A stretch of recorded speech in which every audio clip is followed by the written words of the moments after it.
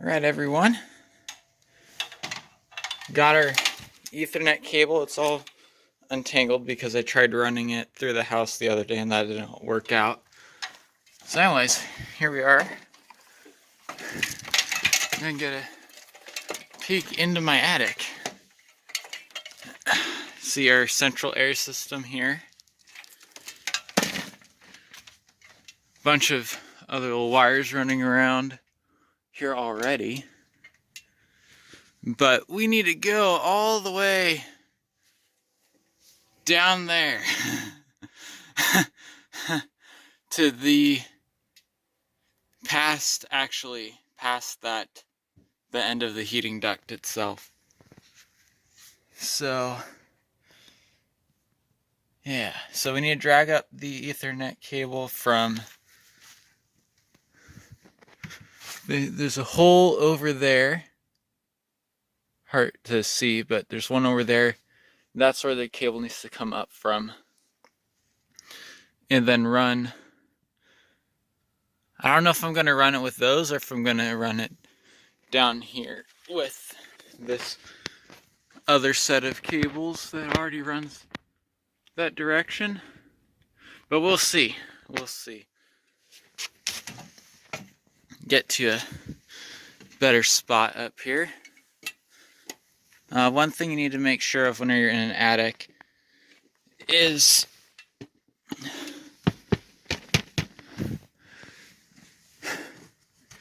that you don't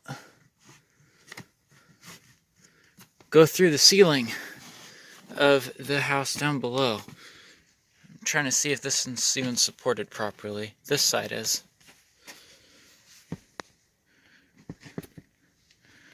So you want to make sure you're always stepping on trusses and not on drywall.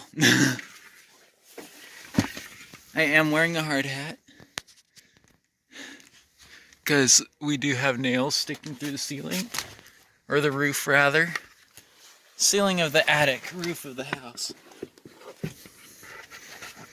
Alright, anyways, me carrying you guys down there with me is going to be way too hard, so we're not going to try that.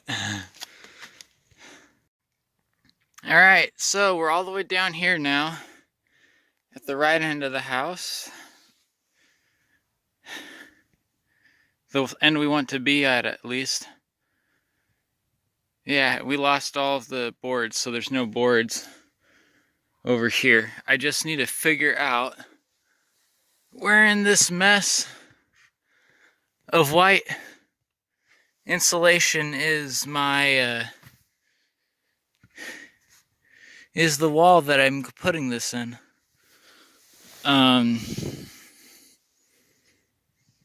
It's very important to try to not do this with your bare hands because insulation is itchy. Whoop. Well, I have a cable. It's a good sign. But I think,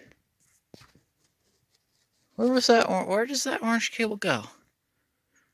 Oh no, I don't think I'm far enough down yet. Am I? Should be far enough down.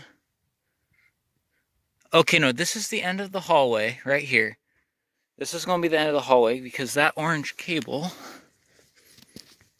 is for a security, part of this old security system,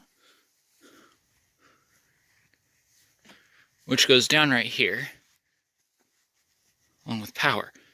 Okay.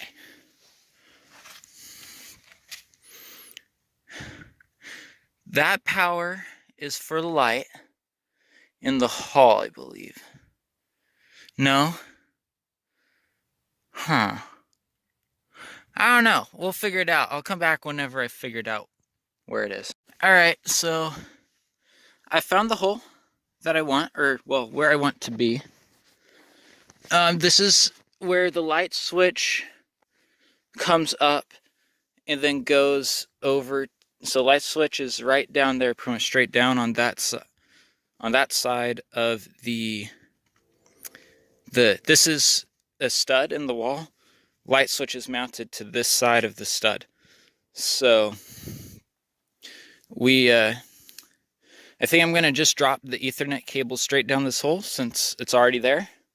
I don't have to make another hole. Run it down probably to the same level as the light switch. Pop it out the wall around that area over there, like right where my right heel is. I'm definitely taking a shower after this. I'm going to call my dad to see what he thinks, because if I can go in and drop this down just through that hole, I don't have to lug any tools up here or anything else. So then I don't have to come back out to this end of the attic. And I can hear myself echoing in the attic. That's interesting. Anyways, after that, it'll be the long trek. You can't see the light that's over there, but there's a light. And it's that's where I need to head to get back out of here. So, look at that. Vent blocks for under the eaves. Anyways, yeah, see ya. Right, everyone, so we have it down. There it is, right next to the power. Now this is only on whenever it's switched on. It's not constant on.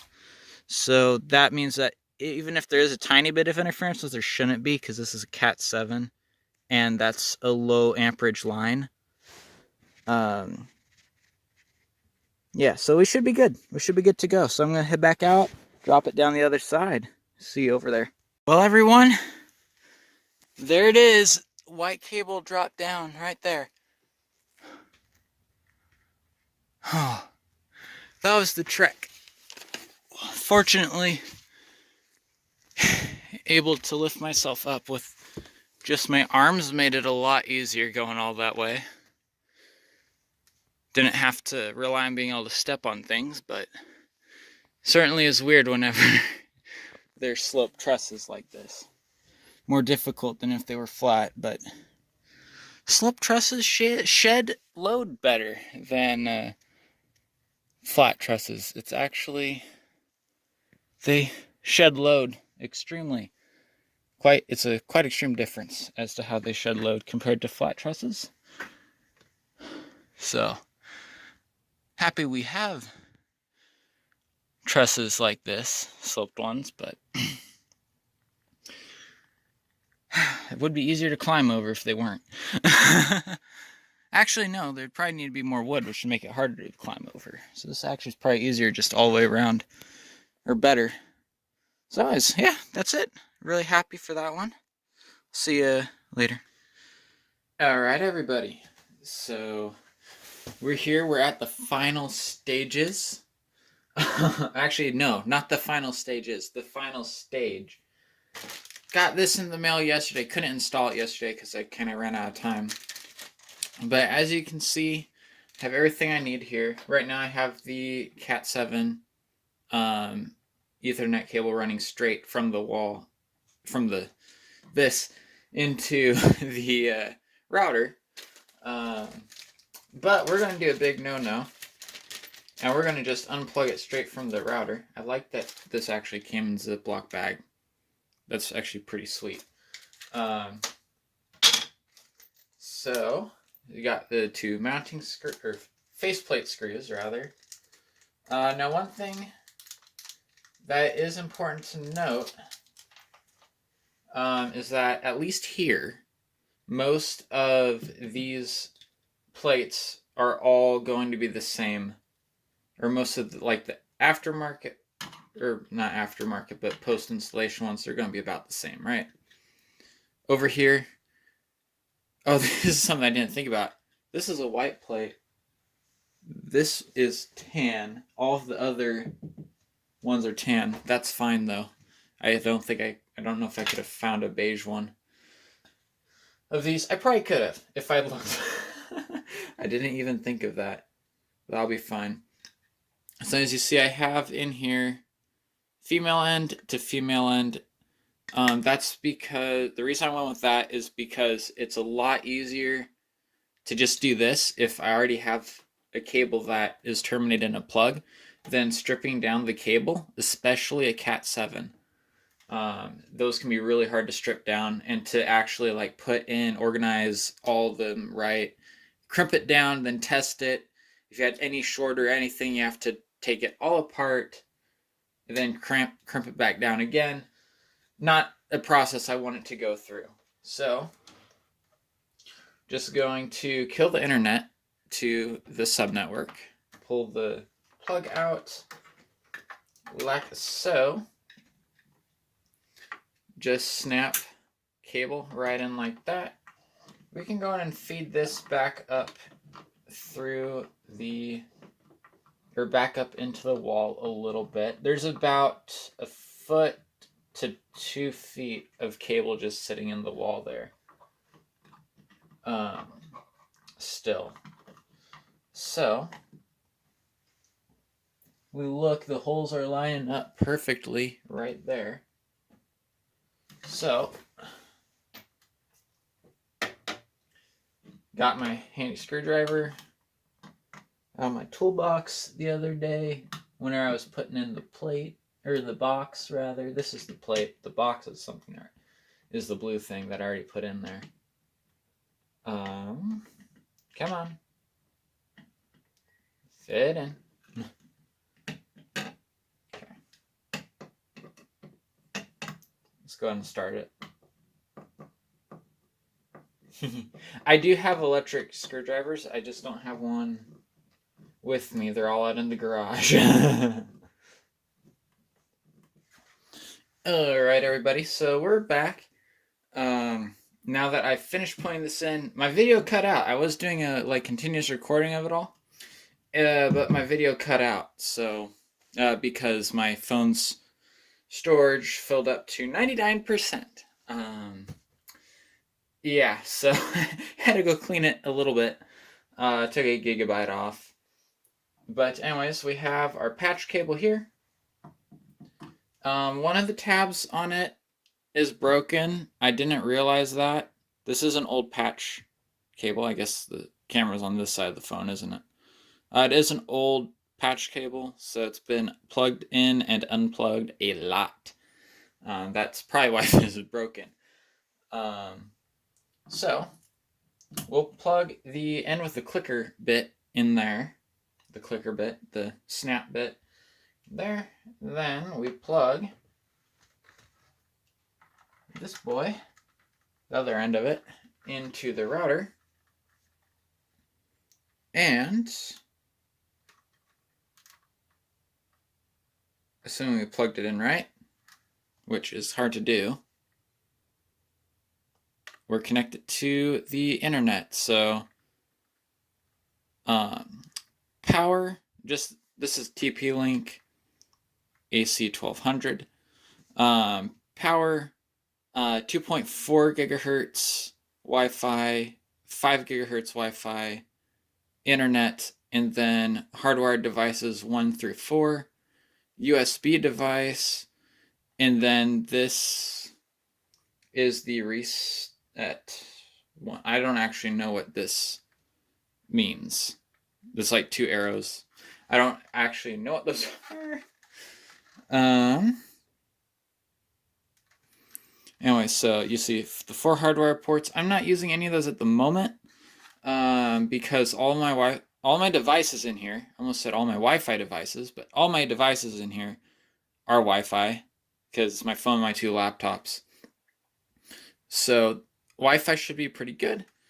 This should eliminate us having the internet outages that we were having this one right here. There's a lot less that can interfere whenever it's all my devices are line of sight 10 feet away, like 10 to 15 feet away, depending on how high I have this on the wall. So I think I'm just gonna set this down here. I hope you enjoyed. This is kind of just different video, vlog video. I mean, it's not different, just different because it's a home improvement vlog video instead of some kind of a travel or hiking one. So let me know if you have any ideas. Right now, this is a true subnetwork. It's not a. This is not acting as a booster in the network. This is actually its own router, which does its own thing. It doesn't, like, the login for this router's 2 networks is different. Well, actually 4, because this one has 2 guest networks as well. I don't think neither of those are enabled right now, but the 2 networks that I have coming off of here have a different password, different login information than the 2 from the other end of the house, making this the true second network instead of a booster network. And I'm fine with that personally. I kind of want to leave it that way, just because I can. I don't really see a reason to not, except for the fact that I do have to switch over to the other network to use the 2 printers that we have. So, or to fax something. I'd probably have to do that as well, but I have not faxed anything yet. I haven't had a need to. So, anyways, guys, commemorative drywall piece. This is what drywall looks like if you're unfamiliar with it. It's not super thick, but you can see that's where it came out of the wall from. So anyways, guys, that was awesome. I really enjoyed doing this. I hope you enjoyed watching. At any rate, I will see you all next time that I do a video.